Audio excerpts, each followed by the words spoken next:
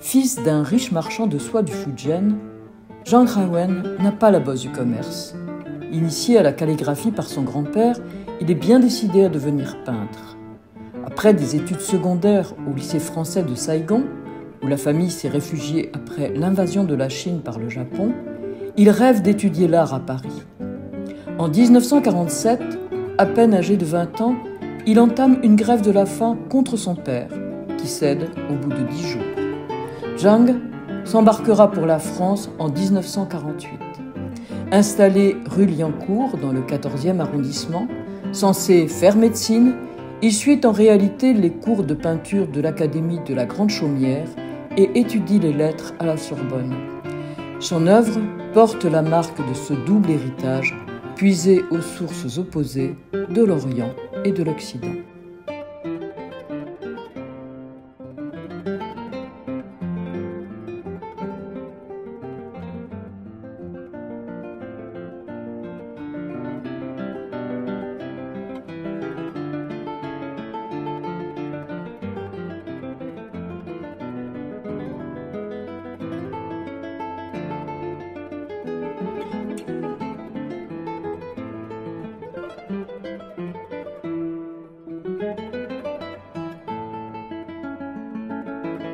Comme son compatriote Zhao Wuji, Zhang Haiwen refuse le formalisme de l'abstraction pure. Sans doute, le jeu de l'abstraction peut stimuler l'esprit momentanément, mais l'instant du déchiffrage et de la compréhension passée, rien ne s'épanouit plus dans la sensibilité. Le chiffre est mort, le souvenir même s'en efface, disait-il. Notre sensibilité profonde, liée à l'inconscient, ne peut se développer et grandir que nourrie par le tangible, c'est-à-dire, en ce qui concerne la peinture, par le rappel dans notre mémoire consciente d'expériences sensibles profondes et durables vécues par nous dans le monde réel.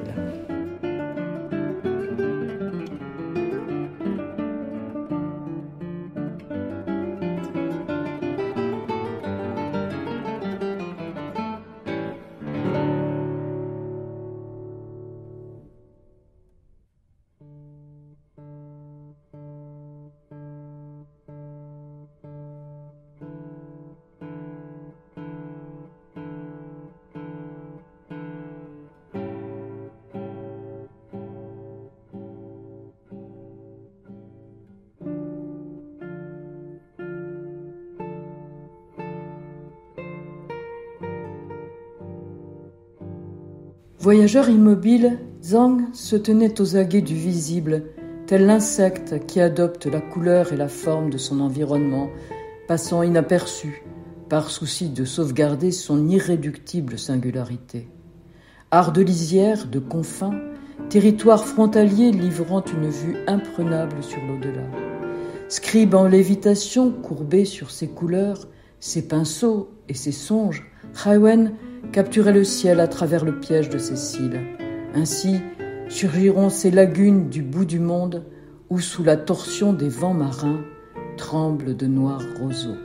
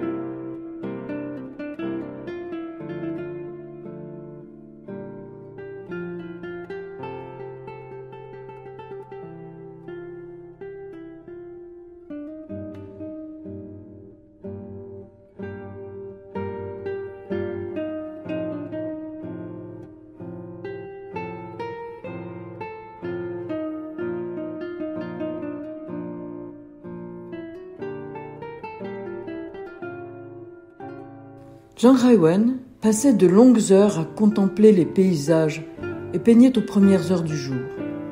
À la différence de Zhao Wuji, il utilise rarement l'huile et privilégie les tout petits formats. Son œuvre, comme sa vie, a la légèreté du papier, la fluidité de l'eau. Comme Zhao Wuji, il privilégie le triptyque, qui introduit le temps dans l'espace et rappelle les paravents chinois, ou le diptyque, qui reproduit la dualité du réel. En Occident, disait-il, les peintres avaient tendance à cristalliser leurs œuvres dans un espace précis, avec un noyau central. Le moyen le plus simple de rompre cette cristallisation consiste à pénétrer au cœur même du phénomène. Un noyau cellulaire se multiplie par division. Le diptyque redonne le dynamisme. Avec lui, l'espace n'est plus limité. Nous assistons à la marche du monde, un se divise en deux et deux fusionnent en un. Oscillant comme le balancier d'une pendule entre le vide et le plein, entre le noir et blanc et la couleur, entre figuration et abstraction, ces œuvres intègrent l'héritage spirituel de la calligraphie et de la peinture chinoise. Le vide, disait-il, est l'espace vital de l'imaginaire où se trouve la résonance de ce qui est peint. Il est le prolongement infini de ce que l'on voit.